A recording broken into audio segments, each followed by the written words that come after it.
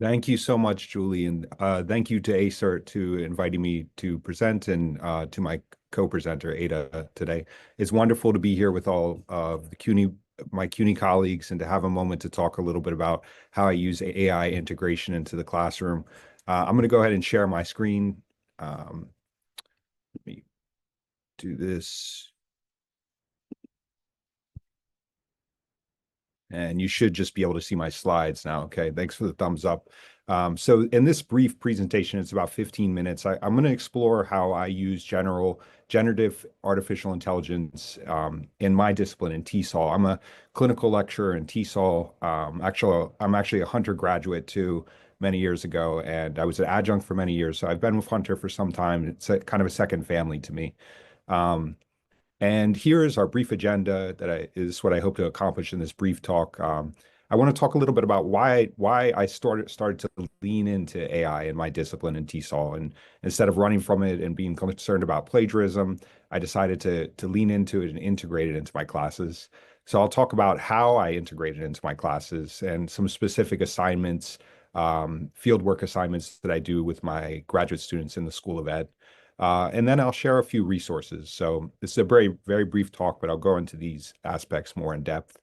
Um, but I want to get a sense from the participants. I think last time I looked in the chat, there was about 40 or 50 participants. And I know that one thing that's interesting about ACERT, it's a research institute for people from all over CUNY. So they're unlike, when I'm with my program or in my department, there's so many different disciplines here, which is wonderful. So if in the chat, if you could just on a scale of 1 to 5, 5 being very comfortable, 1 being uncomfortable, I want to just get a sense at the level of comfort with AI in the context of your classes, and maybe list some of the challenges that you have. Just bullet out a couple different ideas in the chat. Okay. Seeing ones, twos, fours. Okay, so quite a range, which is great. Maybe drop in a few challenges.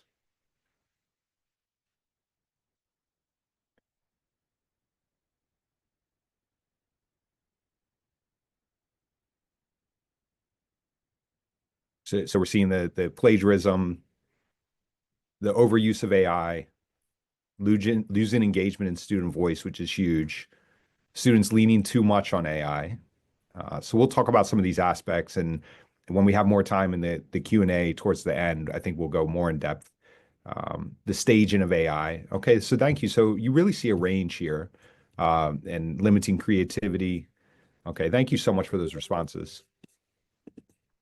So for me, why I chose to use AI in TESOL, I think that it's really a critical 21st century literacy skill. A lot's been written about AI literacy, and we could talk about that in a moment.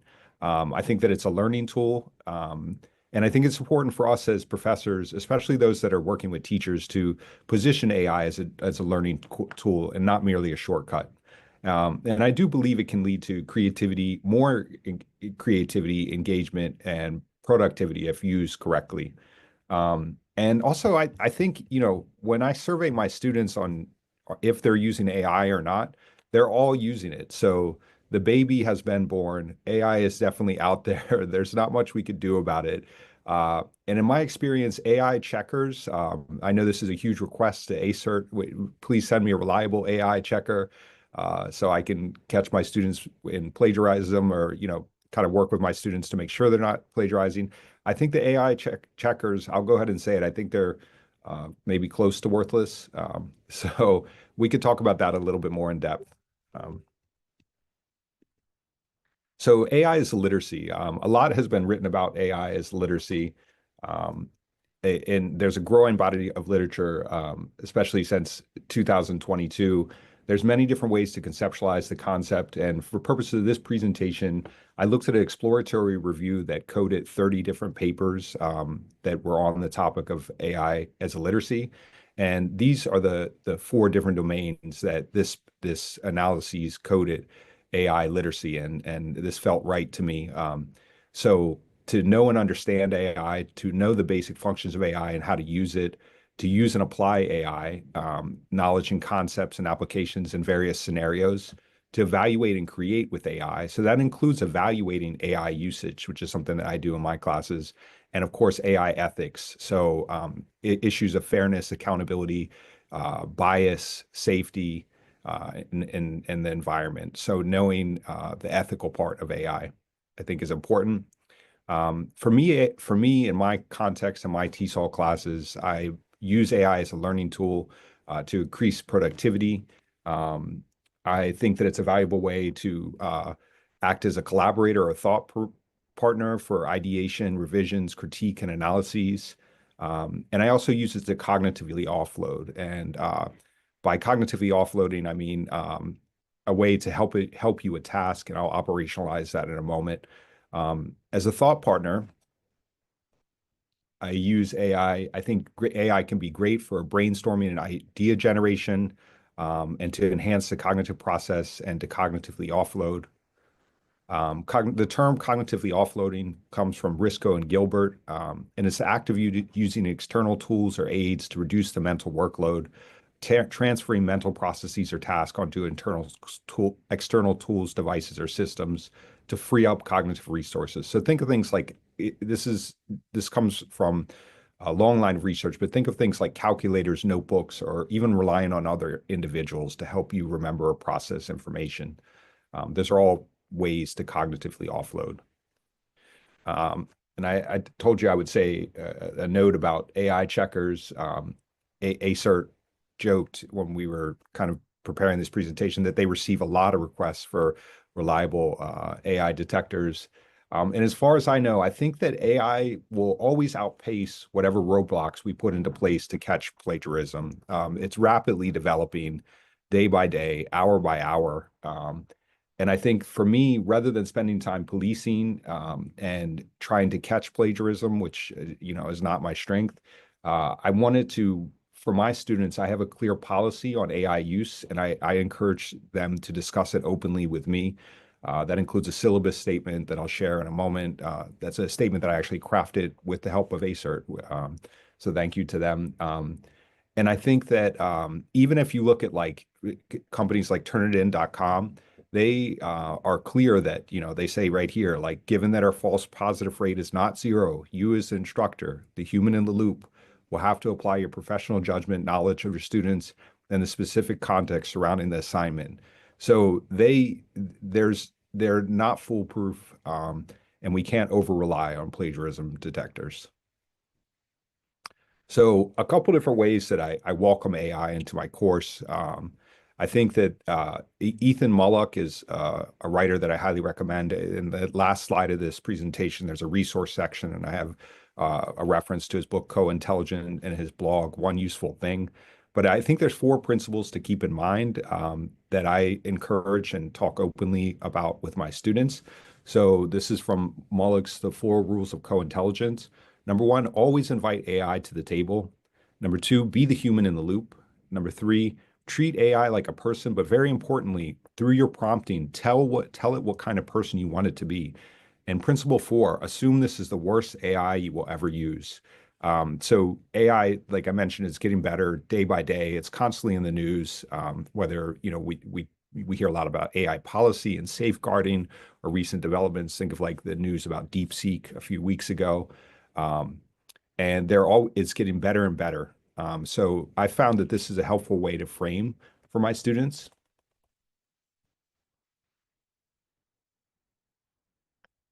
And I actually have a syllabus statement, and I'll drop it in the chat at the end of this conversation, the Word document. But basically, I welcome AI into the course. I talk about ways to cite AI, and I talk about effectively, I encourage the use of AI. On some specific assignments, we actually require the use of AI, and we have a comparative between using AI and not using AI. And I'll show you what I mean about that in a moment. But I outlined the responsible, ethical, and meaningful use of AI in my syllabi. And I'll drop the full statement in a moment in the chat. But I want to take a moment and talk about some specific assignments, some field work assignments where I've chosen to welcome AI and integrate AI into my courses. So this is a graduate level curriculum and materials course for pre-service and in-service teachers. And I have 2 assignments where I actually require AI usage. So one assignment is I have students, they're earlier in their graduate studies, and so they're learning how to lesson plan and unit plan, and I have them create a unit plan. Um, and I have them, so that's kind of the major assignment is create a unit plan that's content based, but I have them create two of the five lessons with AI and the other three without AI. And then I have them do a comparative analysis into what was the differences between the two, what were the strengths and weaknesses of using the AI tool. And I have them do the part without AI. We actually do that in class together without technology. So I think it's a really nice way to compare the use and not using AI and to compare those two aspects. I have in the rubric clear definitions of how AI should be used in those assignments.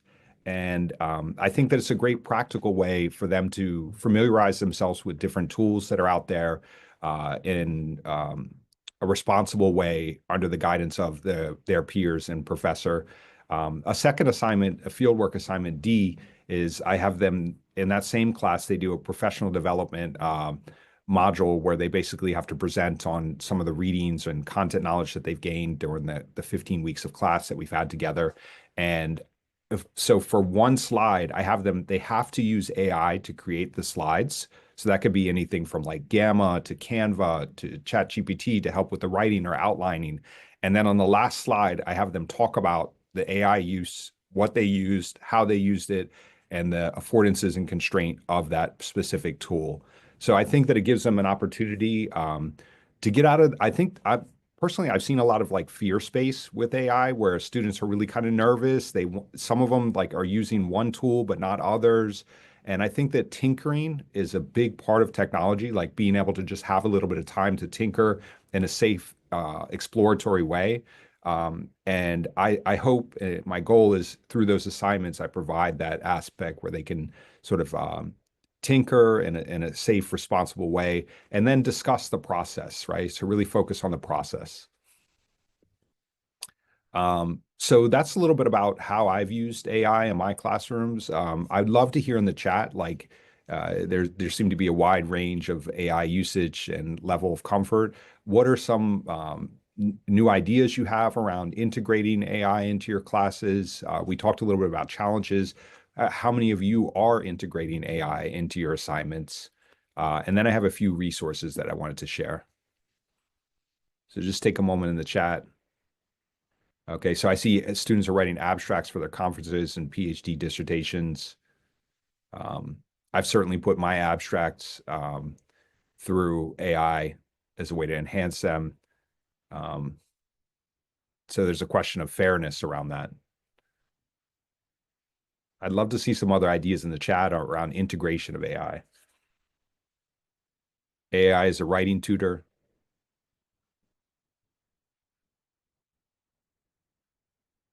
So enhance, someone asked, what does enhance mean to me? That's it. That's a good question. I think that this, for me, I think really being open and transparent about like process is important because enhancing shouldn't be, I have this in my syllabus statement. I don't want to see AI passed off as original thought. So enhancing to me means you start with your own writing, you put that in to maybe be copy edited or generate new ideas, and you kind of keep that process of that iterative writing process going where it's a collaborator, definitely not replacing original thought. I think it can be useful at the idea stage at the beginning when you're stuck. I love the idea of ChatGPT to ask it to critique or what's wrong, and talking about how AI can hallucinate and using it with caution. Funny enough, I think that it always impresses me is how confident AI is.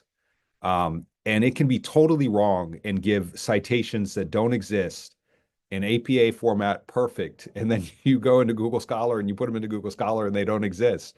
So you definitely, think of that one of the principles for Mullick, you have to be imaginary citations. You have to be the human in the loop. There's no way around that. And you always have to triple check your work. AI, the ultimate narcissist. I love that. Um, okay, so I have a few resources that I think we've discussed some of the challenges and opportunities in our courses and how we're integrating this. Um, and I think that if you're using AI can be a little bit overwhelming. I've experienced that, and for me, I kind of stick to chat. I stick to ChatGPT. Sometimes I'll use Gemini. I've played around with DeepSeek. I haven't played around with Gronk at all, um, or Claude, but I hear good things about Claude as the literary AI. But here's this is being recorded, and this is the table from Ethan Mullock's One Useful Thing. Here's a table that might really help you think about which AI to use. Of course, there's paid versions for all of these, and there's freemium versions for all of these. But they even note the different personalities here, okay, of the AI.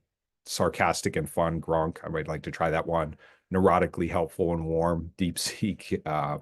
So here are some different aspects that might be helpful for you. And I'm really looking forward to Ada's talk and discussing this more with you. And thank you so much for being here.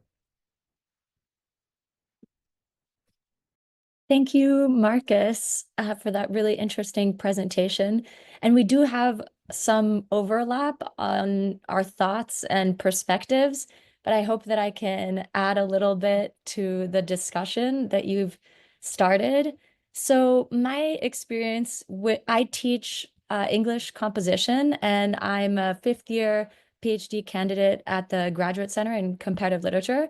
So in 2022, when ChatGPT had just come out onto the scene, I ignored it basically in my first class. I didn't even open ChatGPT. I didn't know what it was. And I myself am a bit of a Luddite. So I thought that it wouldn't really affect my class and I didn't care. And I thought that I would just treat it as plagiarism as I had in the past and just, ask students to rewrite it or mark them down. And then when I received my final paper, which used to be the most important thing in my class, was this one singular paper, over half the class had used ChatGPT. And I was very angry in that moment and frustrated and shocked. And I felt something was different than in the past, obviously. And I felt a little bit more angry than when I had noticed plagiarism in the past. And I input my prompts that I had given the students into ChatGPT at this point for the first time. And I realized in horror how easy my prompts were to input into ChatGPT, and that I had basically created this perfect environment for my students to think that they could use it and not actually write their essay.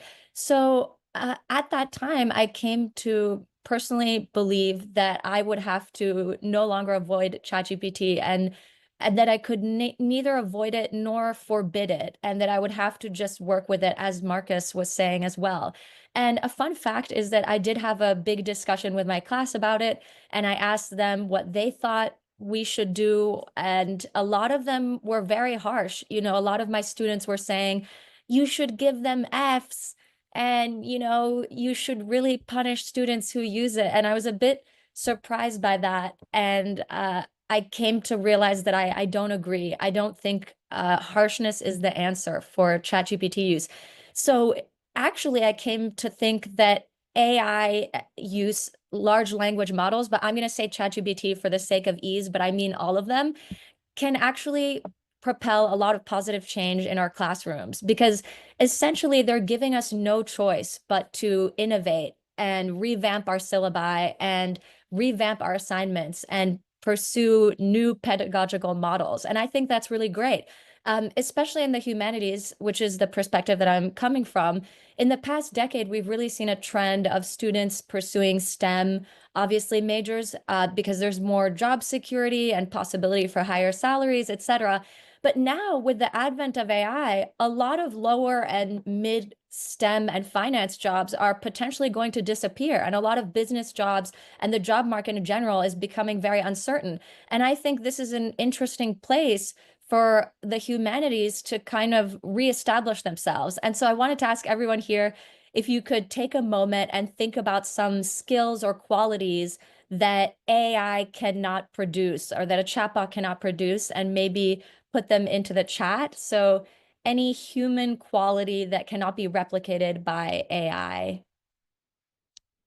So I see originality, critical thinking, innovation. Those are all great. Eye contact, I love that.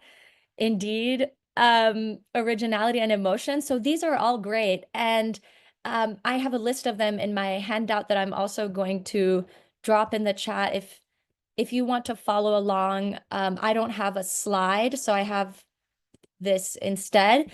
Um, so everything that you're saying is correct. So lived experience, emotional intelligence, creativity, intuition, independent critical thinking, a nuanced understanding of ethics, and all of these things are skills and qualities that AI can't replicate. So these are the skills that we teach in the humanities. So this is actually an opportunity for us to frame the humanities as an important part of a college education that will lead to a job. So I think that's a way to frame it for students and to explain to them the value of the humanities. So, and I have some articles in my document as well that support that. So an IBM chief that was advising people who want a tech job to take humanities classes, and different articles kind of supporting what I'm saying.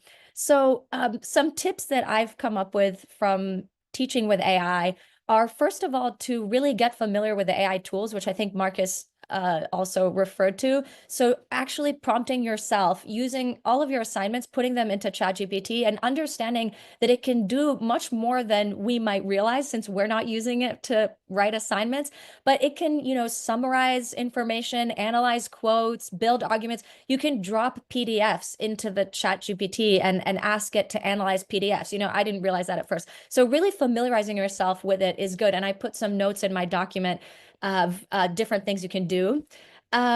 So also familiarizing yourself with the tone and the way that AI bots write is helpful, because as Marcus said, the checkers are not really reliable. So I think learning how to immediately identify it, which I'm sure everyone here can do, is helpful. Understanding how and why students use AI, I think, is also helpful. So a lot of students do use it because they lack confidence, they lack time, and they're overly focused on grades. And finally, I think this is one of the important ones. Students misunderstand the quality of ChatGPT generated content. So they think that it is high quality content often, and they get tricked by the use of academic diction and the very organized content into thinking that, well, this looks and sounds like an A.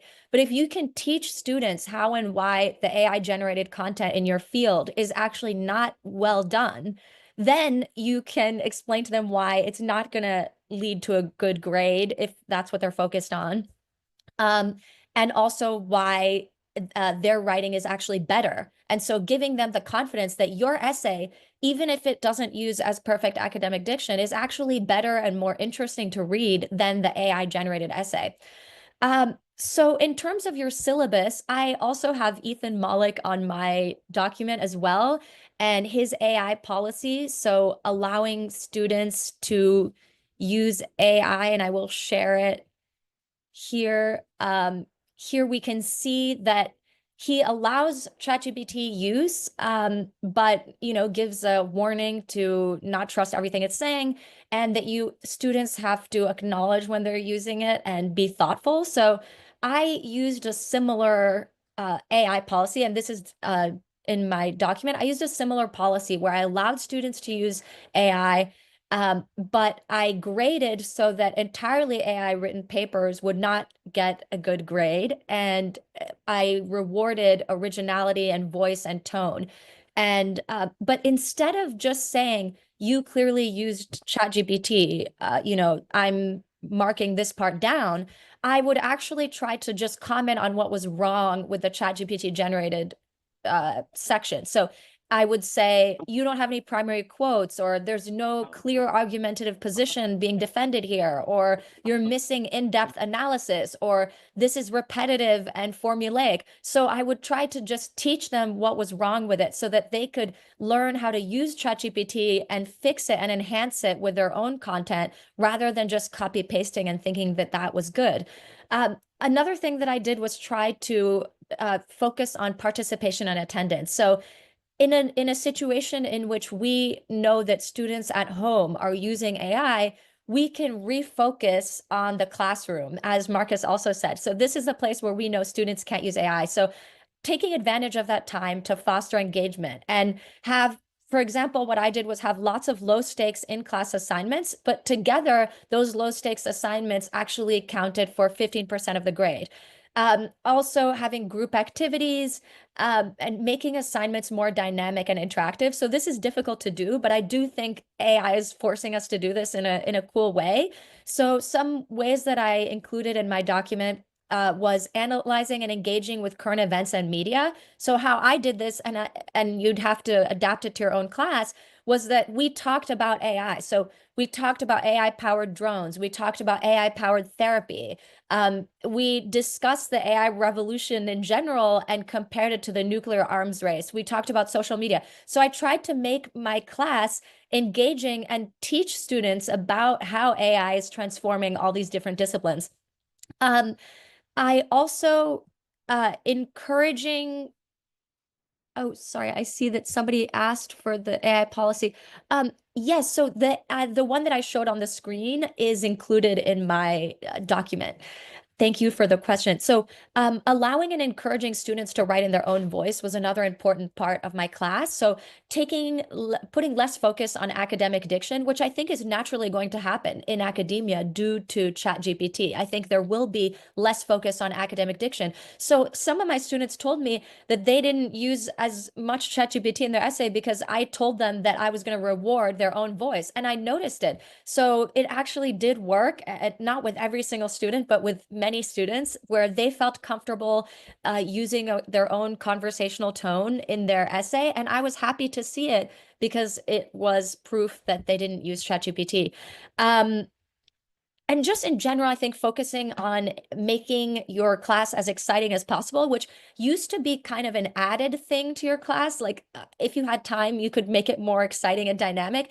But now, because of AI, I think it's become more of a requisite, which ultimately is a good thing, I think. So in terms of assignments, I also focus more on oral assessment than I had in the past. So in the past, oral assessment used to be a very small part of my class, and now I've made it a more important part of my class that counts for more of the grade, because an oral assessment is a better way to check a student's way of speaking and actual understanding of the topic versus a ChatGPT written response. I also had in-person writing with pen and paper whenever possible. So I also recommend that, as Marcus said. And this is something we talk about at CUNY a lot, but I tried to focus in general on the process over the final product. So ChatGPT is very good at creating a final product, a final formulaic essay, but it's not as good at creating all of the steps that we use to get to that product. So whereas in the past, the process was graded, very low for me, and we didn't spend as much time on it as the final paper, I actually reversed that in my class now.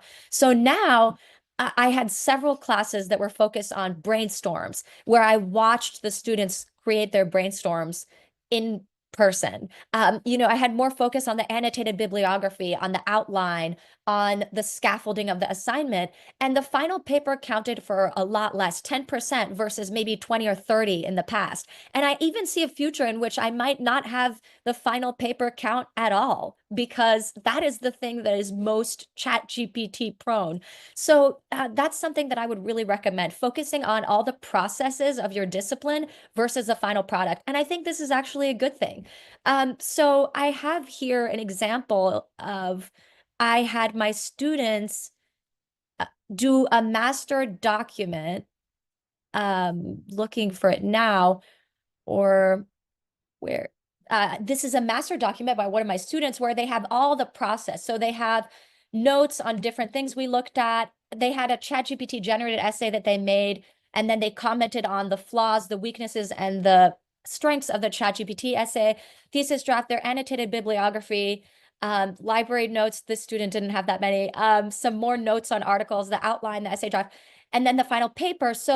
And then a reflection. So I was, rather than just looking at the final paper as I would have more in the past, I really looked at this whole document and I took it as a whole and I looked at the effort that student made. Another thing I did was I asked students to put their version history. So that means I could go here and I could see it's not perfect, it's not foolproof, but I could see the effort that the student put, the edits that they made. And this kind of helps me see that they wrote it themselves. Some of the students, I did see just one single edit where they just plop a copy pasted thing. And so that's just one little way to check if a student actually did something. And I had different master documents here where I tried to look at the student's work as a whole.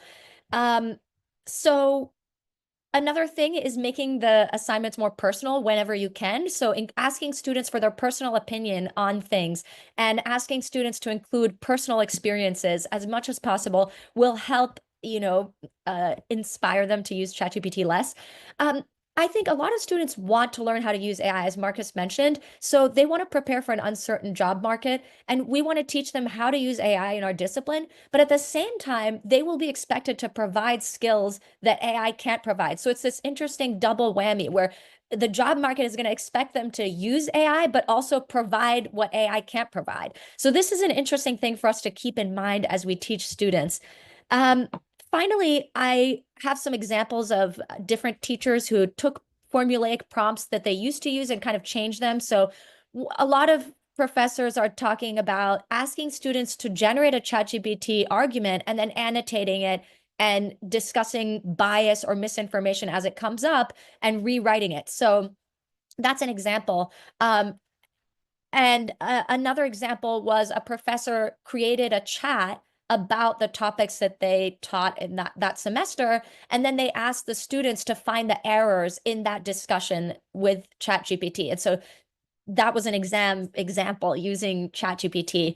And I have in my document also some other examples, and there is a really interesting book that I added here, has a bunch of interesting ideas of in-class activities. So you can teach students prompt engineering. You could have a prompt engineering competition, which is something that I did, and reward the best prompt that gives us the best results. And we have here a lot of different assignments or in-class. It's 145 pages, so it has a lot of in-class assignments that you can do using ChatGPT, and that's in my document. Don't have time to go into it now, but other things are creating multi-genre projects, gamifying assignments, creating debates with the ChatGPT. So I have those in here. As Marcus said, I also created a rubric where I tweaked it to reward a personal voice. And I have in my document, I noted some of the things that I devalued versus valued. So I emphasized ideas, depth, critical thinking, specific examples. And I noted that ChatGPT struggles with concision, as you may have noticed. It struggles with accurate sourcing. It struggles with quote integration. So those are the things that you should reward. It also struggles with synthesizing versus summarizing. So if you can reward synthesis and over summary, those are little things that you can do in your rubric to, instead of saying you can't use ChatGPT, saying you can use it, but I'm going to reward the parts where you're not using it or where you're enhancing it or fixing it. So I have some information on that. And then here to end in my document, I have a sample rubric that I tried to implement some of the things that I'm discussing here. So I said does not depend on vague statements. I reward complexity and depth. It lacks human voice became something that I comment on in my rubric, which I didn't before. Little to no evidence of human thought. So you can do this, you can add that. And then I also have a sample here of an analysis that I asked students to make looking at ChatGPT. And then I have some more resources here, including some Ethan Mollick, that the same person that Marcus mentioned. So thank you, everyone, and looking forward to our discussion.